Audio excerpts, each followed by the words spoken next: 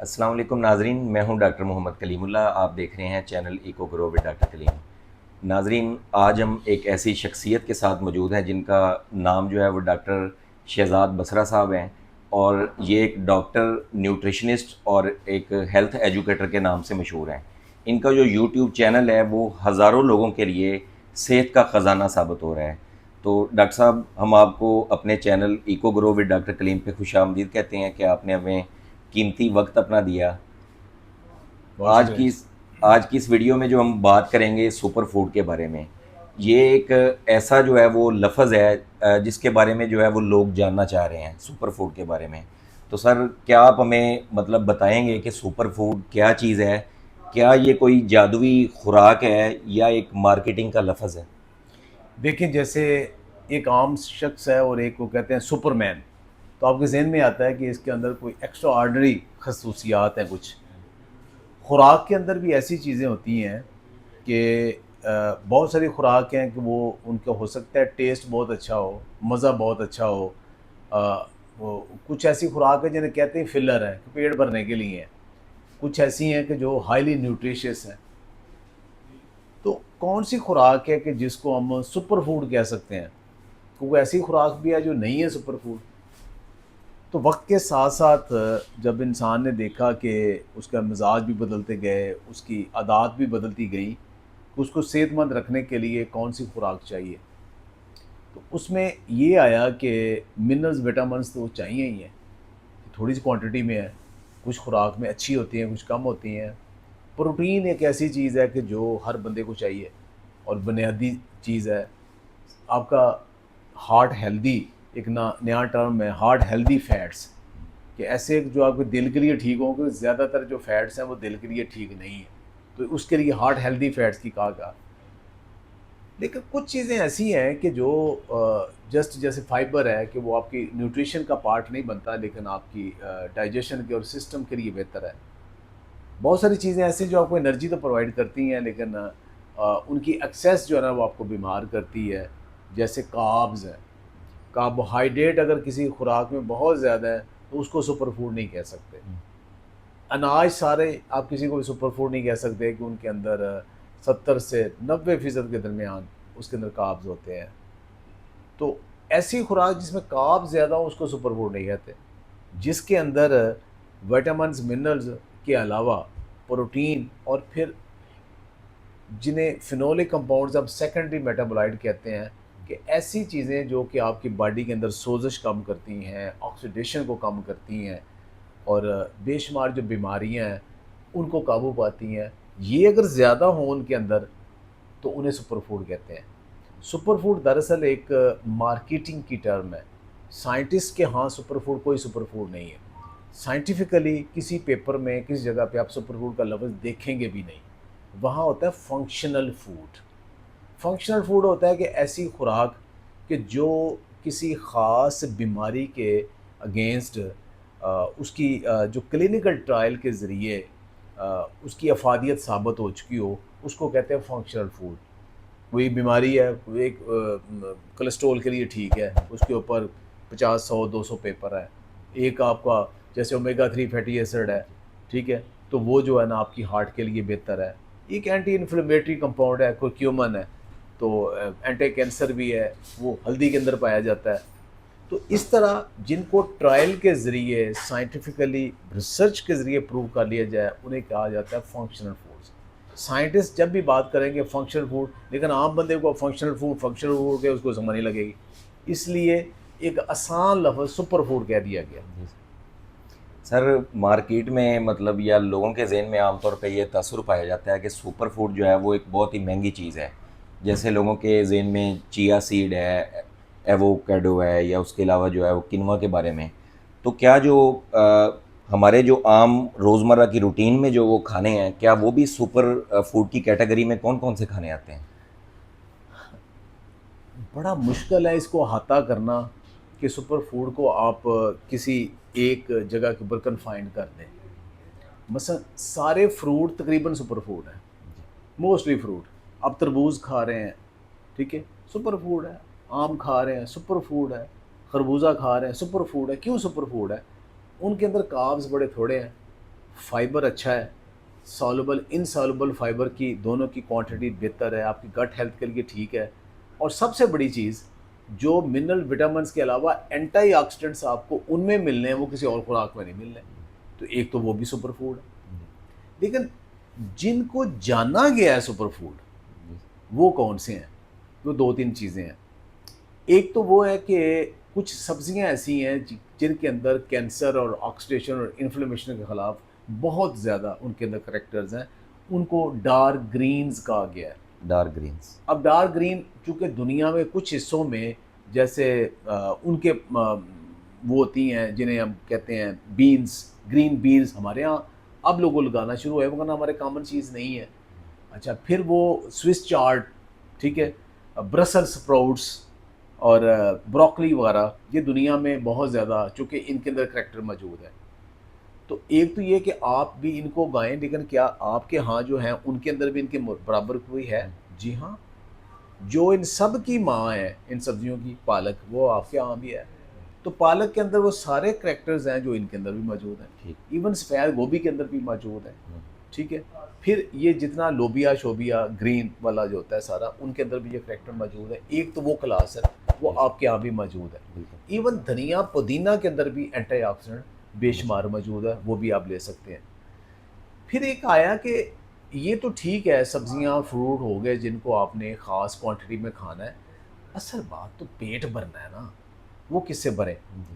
तो अभी जो रिसेंट रिसर्च ये कहती है कि जो गोश्त है ना, वो तकरीबन मुकम्मल खुराक है और सुपर फूड है। वो उसके अंदर कार्ब्स ना होने के बराबर है। जो उसके अंदर प्रोटीन है वो बेस्ट क्वालिटी प्रोटीन गोश्त के अंदर ही है, और बीफ ऊपर जाता है, हमारे यहाँ उतना ही कंसीडर करते हैं।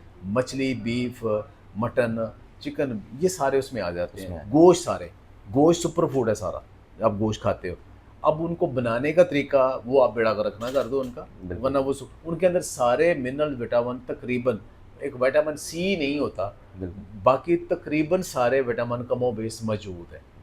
और जो आपकी दिल के लिए और आपकी सेहत के लिए अच्छे फैट्स हैं, वो जो चर्बी साथ और उसके अंदर बाकी जो फैट है वो भी मौजूद है, वो भी इतना बुरा नहीं है। एक तो गोश्त है, दूसरा अंडा है। जो सबसे बेस्ट खुराक सुपर फूड की टॉप है वो अंडा है। अंडा अब्ज़ॉर्ब भी होता है, लेकिन जो पेट भरना है वो अनाज से भरना है। अनाज, आप गंदम शंदम दालें शालें सुपर फूड में नहीं आती, तो उसमें क्या आता है? उसमें फिर आता है किनवा। किनवा तो किनवा, एमरंथ, बकवीट, टैफ, फॉक्सटेल मिलेट, ये कैटेगरी वाइज ये वो ऐसी चीज़ें हैं जो आप पेट भर के खा सकते हो, लेकिन ना वो सुपर फूड में इसलिए आती हैं कि उनके अंदर कार्ब्स या तो कम है या उनके अंदर थोड़े कम्प्लेक्स हैं। वो गंदम की तरह फौरी तौर पे आपकी शुगर नहीं बढ़ाते, इसलिए उन्हें सुपर फूड कहा जाता है। और उनके अंदर मिनरल्स, विटामिन भी ठीक है, और दूसरे कंपाउंड्स भी मौजूद हैं कि जो आपकी सोजिश को और ऑक्सीडेशन कम करते हैं। तो उसके अंदर ये है। कुछ आते हैं छोटे छोटे बीज कि जिनको आप पेट भर के नहीं, थोड़ा थोड़ा लेते हैं एज ए सप्लीमेंट, जैसे चिया सीड है। चिया सीड, अब बहुत से लोग कहेंगे जो हमारे यहाँ तुख्म लगा भी था, ठीक। अब जो तुख्म बालिगा है वो, उसकी इंतहाई ठंडी तासीर है, वो आप लंबा अरसा इस्तेमाल नहीं कर सकते। वो कभी कभार गर्मियों में थोड़ा सा अरसा आप यूज़ कर लें उसको भी, उसके अंदर भी करैक्टर खासा मौजूद है पानी को एब्जॉर्ब करने का।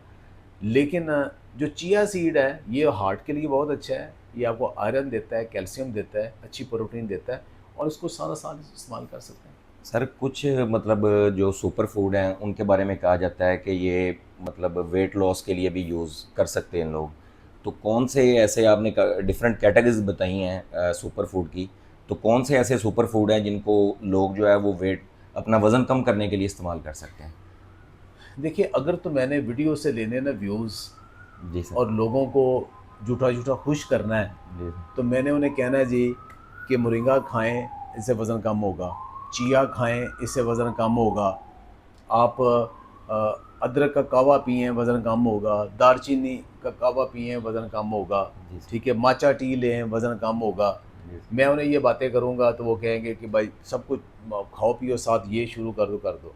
लेकिन मेरी बात दूसरा हिस्सा जो ना वो इग्नोर कर देते हैं। असल बात वो है, ये सारी चीज़ें फ़ायदा देती हैं, ये सारी चीज़ें वेट लॉस के लिए फ़ायदा देती हैं, जी सर, जब आप कार्ब कम करें।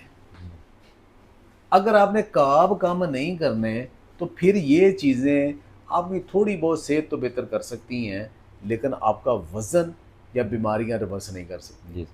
तो बुनियादी जो कल्प्रेट है सबसे बड़ा वो वही है कि प्रोसेस फूड हम्म, और जो मीठा और कार्ब, ये सारी चीज़ें हैं, इनको आप कम करें तो तब ही वज़न कम होता है। जी। अब ये सीधी सी बात है कि आप 2 कैलोरीज़ खाते हो, 2 बर्न करते हो, बराबर क्या है? ज़ीरो। ना जी वज़न सर। बढ़ेगा ना कम होगा। ना कम होगा। अब 3 कैलोरीज़ खाते हो, 2 बर्न करते हो तो 1 प्लस हो गया, उससे वज़न को बढ़ाना ही बढ़ाना है। बिल्कुल सर। अच्छा, या वज़न बढ़ाना है या आपका सिस्टम ख़राब करना है। देखिए, ज़रूर कि कुछ का वज़न नहीं बढ़ता, लेकिन उनके सिस्टम में बड़ा फ़र्क होता है। कोलेस्ट्रॉल डिस्टर्ब हो गया, पेट ख़राब हो गया, गट हेल्थ तबाह हो गया, कहते हैं जी खाता पीता है इसका तो वज़न ही नहीं बढ़ता, जी सर। तो उसका बाकी बेड़ा गर्क हो रहा है। दूसरा ये कि आप खाते 2 बर्न 3 करते हो, 1 कम है, तो आपका डेफ़िनेटली वज़न कम होगा। बिल्कुल। उसके साथ आप जब आप कैलोरी थोड़ी कम लेते हो, उसके साथ जब आप ये सारी हर्ब्स, ये मोरिंगा, ये माचा टी, ये ग्रीन टी, या अदरक की टी, ये चिया सीड को साथ लेते हो, तब वज़न कम होता है। अब चिया से वज़न कैसे कम होता है? आपने खाना, जी। आपने खाने थे 2 पराठे बिल्कुल। वनस्पति घी वाले। अब आपको कहा जाता है कि आपने वो पराठे नहीं खाने, अब आपने उसकी जगह 2 चम्मच चिया सीड जी सर। और उसके अंदर थोड़ी-सी प्याली दही और उसके अंदर 4-5 बादाम खा लें, आपका पेट भर जाएगा, ये काफ़ी है। जी। तब वज़न कम होना है। अब ये नहीं कि पराठों के ऊपर साथ चिया सीड भी नाल खा लिया, हुण वज़न कम हो जाए। अब उस चिया सीड ने जो पराठे आपने खाए हैं, उसकी जो कैलोरीज़ है वो चिया सीड ने तो बर्न नहीं करनी। पराठे भी खाई जाने और दूसरे अब साथ साथ यही होता है ना, फिर नहीं लोग कम बहुत होगा। सारे सादा लोग हैं, वो यही समझते हैं कि शायद ये चीज़ें हमारा वज़न कम कर देंगी, साथ हमने वही खाते रहना। तो वो पूरी बात नहीं सुनते, वो आधी बात सुन के ना कि मत जाओ नमाज के करीब, कि जब तुम नशे की हालत, वो नशे की हालत वाली बात सुनते नहीं, वो एक सुन के बस बाहर रख देते, बस ठीक है खा लो ऐसे। जी सर। सर जो आपने सबसे पहले ये बात की हेल्दी हार्ट के हवाले से, एक सेहतमंद जो दिल है उसके लिए कौन सी सुपर फूड जो है वो सबसे ज़्यादा अहम है और उनको अपनी खुराक में जो शामिल करना कितना अहम है? अब टेस्ट क्या है कि आपका हार्ट हेल्दी है, ये तो ना बहुत लंबे चौड़े टेस्ट बाकी जाएँ। जी सर। उसका आसान टेस्ट ये है, तेज़ी के साथ सीढ़ियाँ चढ़ें। अगर आप साँस चढ़ गया ना तो आप फ़िक्र कर लें अपनी, आपका हार्ट किसी अच्छे जिस्म में नहीं है, वो एक जी सर। बीमार जिस्म के अंदर आपका दिल है जो उसके ऊपर प्रेशर डाल रहा है। पहला पहला टेस्ट ये है। बिल्कुल। दूसरा टेस्ट ये है कि आपने लिपिड प्रोफाइल करवाएँ। लिपिड प्रोफाइल करवाएँ, ट्राइग्लिसराइड ओवर एचडीएल। अगर ये 2 से कम है तो आपका सिस्टम ठीक है, आपकी शरेआने वगैरह ठीक है। लेकिन अगर वो आम तौर पे क्या होता है कि ट्राइग्लिसराइड है 250 और आपके जो एचडीएल है वो आते हैं 30-35, तो वो ट्राइग्लिसराइड ओवर एचडीएल, तो जब आप देखते हो वो तो बनता है कुछ 6, 7, 8 बन रहा है। होना कितना चाहिए? 2 और लेस देन 2, मतलब कि 50 है आपके एचडीएल, 100 है triglyceride, 2, this is the best. अगर आप 150 करने हैं ट्राइग्लिसराइड मैक्सिमम, तो जी फिर सर। आपका जो एचडीएल है वो भी 80-85 होना चाहिए। बिल्कुल सर। तो इससे आप फौरी तौर पे आपको अंदाज़ा लगा सकते हो। अब खाना क्या है उसमें? खाना ये है कि जो बाज़ार का कुकिंग ऑयल है वो बंद कर दें, बंद करें। फ्राइड फूड बंद कर दें, प्रोसेस फूड केमिकल वाली वो बंद कर दें। आपका खाना देसी घी में पके या एक्स्ट्रा वर्जिन ऑलिव ऑयल में शैलो फ्राइंग वाला सारा नहीं, वो करें। खुद बीजों से तेल निकलवा के खा लें, वो रिलेटिवली बेहतर है। कोकोनट ले लें, ये बेहतर है, ठीक है? तो इससे होगा कि आपका ना वो हार्ट के लिए ठीक है। बादाम, अखरोट, चिया सीड, पम्पकिन सीड, इनके अंदर जो ओमेगा 3 फैटी एसिड हैं वो आपकी हार्ट के लिए ठीक हैं। फ़िश के अंदर वो मिलते हैं, वो ठीक है। सर ब्लड शुगर कंट्रोल करने के लिए लोगों को शुगर का बहुत ज़्यादा मसला है, उसके लिए आप क्या रिकमेंड करेंगे कि अगर एक बंदा है वो परी डायबिटिक है तो वो क्या करे? इंसुलिन रेजिस्टेंस को कम कर लें, ठीक हो जाएगा। इंसुलिन रेजिस्टेंट को। अब अगर उसको इंसुलिन का नहीं पता कि इंसुलिन कैसे बढ़ती है, उसको नहीं पता कि इंसुलिन रेजिस्टेंस क्या होती है, वो कभी भी अपनी शुगर रिवर्स नहीं कर सकता। उसके लिए आप उसको सीखना पड़ेगा। हमारी हंड्रेड्स वीडियो हैं इसके ऊपर। उसको ये सीखना पड़ेगा कि जो चीज़ ब्लड शुगर बढ़ाती है वो इंसुलिन बढ़ा देती है।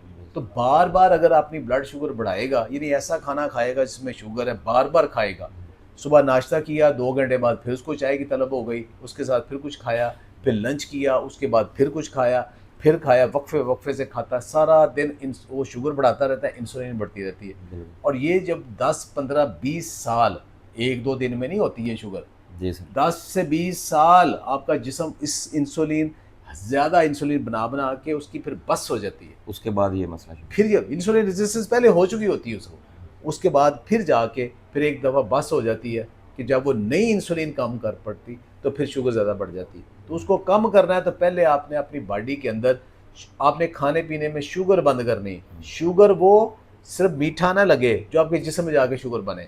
आमतौर पे शुगर का पेशेंट क्या करता है जी, सबसे पहले जी शुगर हो गई जी, चीनी बंद कर दो भी चाय में, या आधी कर दो। पहले 2 चम्मच डालता था, अब आधा चम्मच डाल लो, ये बड़ी बात है की थी। और वो तो भाई 1 चम्मच है। जो असल में खाना खा रहे हो, जो आपके जिस्म के अंदर शुगर बन रहा है, कंट्रोल तो उसको करना है। वो सारा अनाज, हर चीज़ जो जिस्म में जाके शुगर बन रहा है उसको आपने रोकना है और 2 खानों में वक्फा बढ़ाना है ताकि इंसुलिन नीचे रहेगी। आहिस्ता आहिस्ता आहिस्ता आहिस्ता 1-2 महीने के अंदर जब इंसुलिन ज़्यादा बार बार ऊपर नहीं जाएगी तो आपकी सेंसिटिविटी बेहतर हो जाएगी इंसुलिन की और शुगर रिवर्स हो जाएगी। जी सर। उसके साथ ये सारे सुपर फूड्स खाएं, ये उसको हेल्प करेंगी। लेकिन अगर आपने शुगर अपनी खुराक में कम नहीं करनी और साथ आप सारी सुपर फूड्स लेते रहें, वो कितना को काम करेगी? उसका कोई फ़ायदा नहीं होगा। फ़ायदा थोड़ा बहुत फिर भी होता है, जी सर। हेल्थ फिर भी बेहतर होती है, लेकिन टारगेट अचीव नहीं ना होता। उसके अलावा सर आजकल जो लोग एक जो हमारा फास्ट फूड है उस पे बहुत ज़्यादा उसकी तरफ रुझान जा रहा है, ख़ासतौर जो हमारी यूथ है। तो इस फास्ट फूड के मुकाबले में जो सुपर फूड, आप इसको किस तरह देखते हैं कि एक लोगों को अगर हमने उसकी अहमियत एक चंद अल्फाज में बतानी हो तो? लेकिन सुपर फूड को तो रखें अलग। जी सर। वही कुकिंग ऑयल, वही मैदा, ठीक है, वही कुकिंग ऑयल, वही मैदा, वही मसालों से दादी अम्मा जो है ना वो उसका सालन बना के रोटियां बना देती है जी सर। और नौजवान जो है ना उसी का वो पास्ता और उसी का वो बर्गर पिज़्ज़ा बना लेती। कोई फ़र्क नहीं है, जी सर। सिर्फ सोच का फ़र्क है जी कि फास्ट फूड इसलिए ख़राब है कि वो नौजवान ने बनाया है, बिल्कुल। वो हांडी रोटी इसलिए अच्छी है कि वो दादी अम्मा दादी ने हमारे अम्मा ने में। बनाई है। जी सर। अगर इंग्रेडिएंट सेम है तो ये फ़र्क कैसे आ गया? बिल्कुल। हाँ, अगर तो आपने देसी घी यूज़ किया है, सब्जियां अच्छी यूज़ की हैं, आटा आपने मल्टीग्रेन का यूज़ किया है या लो शुगर का आटा यूज़ किया है और फिर वो आपने खाना बनाया, फिर तो ठीक है। ज़्यादातर घरों के अंदर जो खाना बन रहा है वो फास्ट फूड के बराबर बराबर ही बुरा है, एक जैसा ही है। जितना प्रोसेस वो है वही है, वही बाजार के मसाले हैं, वही वही कुकिंग ऑयल है, जी सर। वही सब कुछ है। तो सिर्फ ये कुछ सस्ता पड़ता है इसलिए घर बना लेते हैं। अगर सर मतलब कुकिंग ऑयल के मुकाबले में अगर देसी घी इस्तेमाल किया जाए? देखिए, आपके जिस्म के लिए, आपकी बॉडी के लिए जो सबसे ज़्यादा हेल्दी कुकिंग के लिए फ़ैट है वो देसी घी है। जी सर। देसी घी अल्लाह ताला ने बनाया है जो आपकी बॉडी के लिए बेस्ट है, ये नंबर 1 है। अगर वो नहीं अवेलेबल, अगर अगर तो अवेलेबल है वो थोड़ा यूज़ कर लें, वो यूज़ कर लें, आपकी बॉडी के लिए वो बेहतरीन है। वो बॉडी में इन्फ्लेमेशन भी नहीं करेगा और वो आपके हार्ट को भी तंग नहीं करेगा, आपका बैड कोलेस्ट्रॉल भी डिस्टर्ब नहीं करेगा, जी सर। लेकिन थोड़ी क्वांटिटी में। कैलोरीज तो उसमें भी है ना। बिल्कुल। दूसरा होता है कि आपने अगर वो नहीं अवेलेबल ना तो फिर आपके पास क्या चॉइस है? उसका चॉइस है कोकोनट ऑयल। अब हर जगह वो मिलता नहीं है, वो भी थोड़ा महंगा पड़ता है, लेकिन थोड़ी क्वांटिटी में आप वो यूज़ कर सकते हो। फिर ये है कि शैलो फ्राई, जैसे आमलेट बनाया है बिल्कुल सर। या स्टिर फ्राई वेजिटेबल की है, तो उसके लिए तो एक्स्ट्रा वर्जिन ऑलिव ऑयल भी यूज़ कर सकते हैं। लेकिन अगर आपने डीप फ्राई हांडी जैसे हम पकाते हैं उसमें तो एक्स्ट्रा वर्जिन ऑलिव ऑयल अपनी सारी इफादियत खो बैठता है। बिल्कुल सर। तो उसका फिर आखिरी हल ये होता है कि खुद बीज लेके उनका तेल निकलवा लें। और खुद बीज सबसे अच्छा कौन सा है, आसान कौन सा है? अब एक तो वो कैमोलिना, वो अभी हर जगह मिलता नहीं। दूसरा है कि आपने कैनोला ले लें, कैनोला का बीज देके। बाज़ार वाले कैनोला में या बाज़ार के सारे ऑयल एक जैसे हैं, उनके अंदर 3-4 प्रॉब्लम है। पहला प्रॉब्लम है कि जो बाहर लिखा है वो अंदर नहीं है, सीधी बात, बिल्कुल। मिलावट है। अंदर उसके पाम ऑयल है, वो जो आपके हार्ट के लिए अच्छा नहीं है, इन्फ्लेमेशन करता है, ये जोड़ों की ज़्यादातर बीमारियां उसकी वजह से हैं। तो वो पाम ऑयल अंदर है, सस्ता है, वो डाल लेते हैं, ऊपर कुछ भी लिख देते हैं।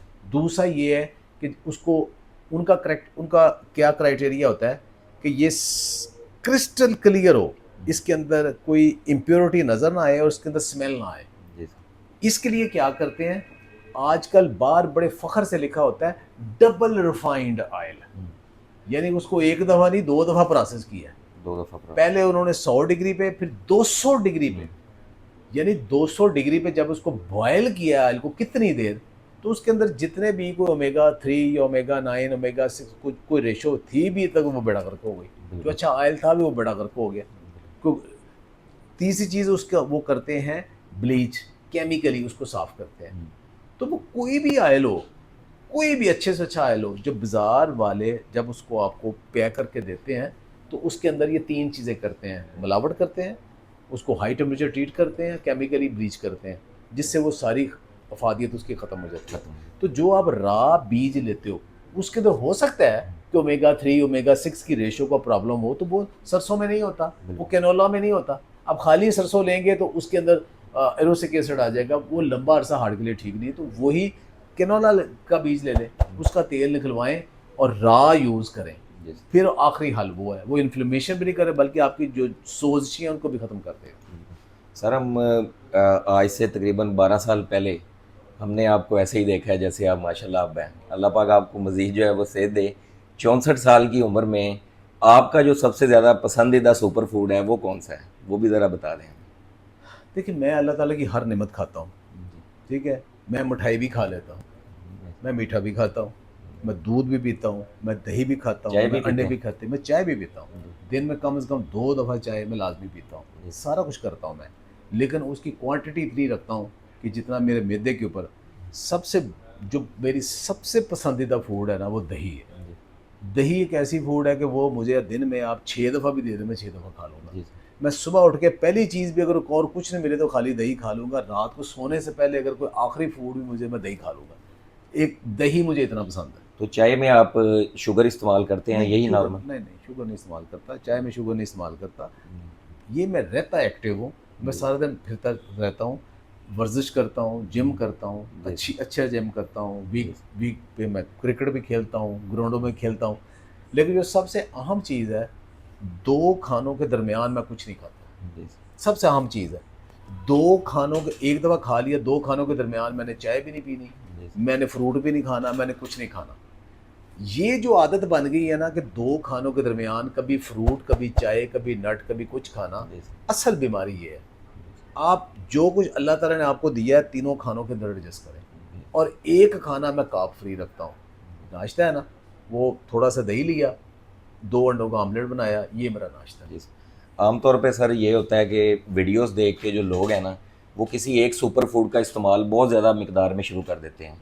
तो ये जो ज़्यादती है एक चीज़ की, ये किस हद तक नुकसानदेह है? पता क्या है, ये जो सेंसिटिविटी है ना, ये हर बंदे के लिए मुख्तलिफ है। कुछ लोगों को कुछ फूड बहुत सूट करती है, जी कुछ लोगों को सूट नहीं करती। अब एक फूड हो सकता है अगर आप उसका बेतहाशा इस्तेमाल करें तो उसका कोई ना कोई साइड इफ़ेक्ट भी आपको आ जाए। बिल्कुल तो इसलिए रोटेशन में चीज़ें बदल-बदल के इस्तेमाल करनी चाहिए। बिल्कुल आप कोई कोई चीज़ कितनी अच्छी, लेकिन कुछ चीज़ें ऐसी हैं जो हमने तय कर ली हैं कि रोज़ खानी है हमने। उस और वो बेड़ा गर्क भी वही करती हैं, जैसे ये तय कर लिया कि रोटी रोज़ खानी है। जी अब सर। ये कोई नहीं तय करता कि रोज़ दाल खानी है, उन्होंने कहा नहीं यार, रोटी रोज़ रोज़ सब्ज़ी खानी है, नहीं यार, रोज़ गोश्त खाना नहीं। एक दिन गोश्त है, एक दिन सब्ज़ी है, एक दिन दाल है, एक दिन चावल, ये रोटेशन कर रहे हैं ना, ताकि एक का अगर कोई नेगेटिव है तो वो अगले दिन मिनिमाइज़ हो जाए।